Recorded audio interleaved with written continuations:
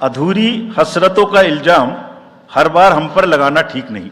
ये ईवीएम कह रही है, मैं नहीं कह रहा हूं।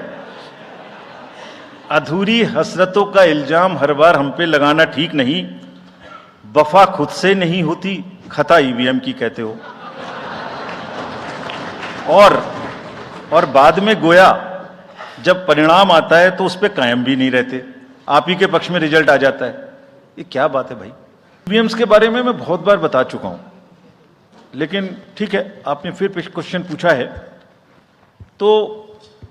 और देश में एक ऐसा अभियान भी चल रहा है जिसको बताना भी जरूरी है, इसलिए मैं थोड़ा विस्तार में बता ही देता हूं। वैसे बहुत बार बता चुका हूं, 40 बार लगभग इस देश की संवैधानिक courts, high courts and supreme courts EVM के ऊपर में जितनी चुनौतियां हुई हैं उनको देख चुकी हैं। चुनौतियां किस प्रकार की हुई? ये हैक हो सकती है, चोरी हो जाती है, 19 लाख मिसिंग हैं, इसमें दिखाई नहीं देता है, ये कंप्यूटर से खराब हो जाती है, रिजल्ट्स बदल सकता है, मैनिपुलेट हो सकता है।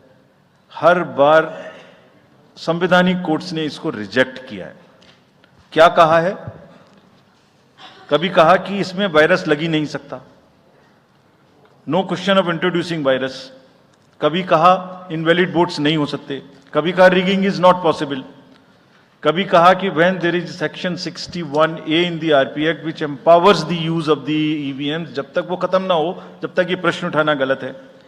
कभी कहा कि EVMs are foolproof devices for counting and allegations of tampering are baseless. कभी कहा कि आप एक के बदले 5 वीवीपैट गिनिए, वो हमने शुरू कर दिया। अब तो ये आ गया है नतीजा कि कोर्ट्स ने जुर्माना लगाना शुरू कर दिया।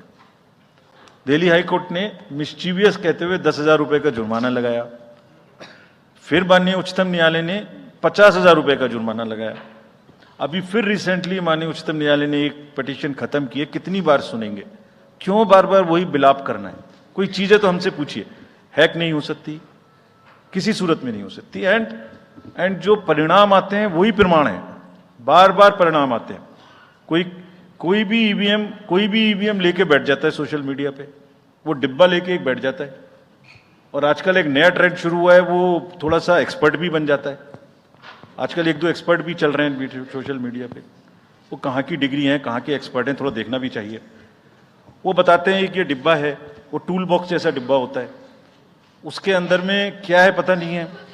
उसमें से एक गत्ते के डिब्बे में से एक स्लिप भी निकलती है। वो धरना भी हो जाता है कि ये स्लिप बदल गई, मैंने यहाँ बटन दबाया था और यहाँ ही गलत निकल गई। भाई आपने क्या दबाया था, किसी को बताया था क्या? क्या निकला, किसी को बताया था क्या? अरे संविधान कोर्ट्स कह रही हैं। अच्छा, जितनी बार हमसे आप पूछेंगे उतनी बार हम उसका एक क्वेश्चन लेके आपको FAQs में डाल देंगे। 100+ क्वेश्चन है। और भाई political parties have come into existence because of the EVMs. There are many smaller political parties which in the age of the ballot papers might have not come into the existence. It was the fairness and the political parties know in the heart of their hearts. सब EVMs का 3-3 बार mock poll होता है, candidates के सामने में होता है। फिर भी अगर कुछ आप किताब लाए हैं, किसी के पास है क्या? एक हमने किताब भी बनाई है, एक जितने लीगल केसेस, 40 केस, देखिए these are 40 cases on EVM. इसमें FAQ भी है, आप सब लीजिए इस किताब को हमसे। इसमें FAQ भी है और इसमें फ्लो चार्ट्स भी हैं। देखिए हमारी वेबसाइट पे है ये, थोड़ा पढ़ने का तो कष्ट करिए, खासतौर से जो एक्सपर्ट महोदय हैं। वो बहुत सारे एक्सपर्ट्स हैं यहाँ, मतलब कंट्री में कोई भी बन जाता है, किसी पे कोई रोक नहीं है।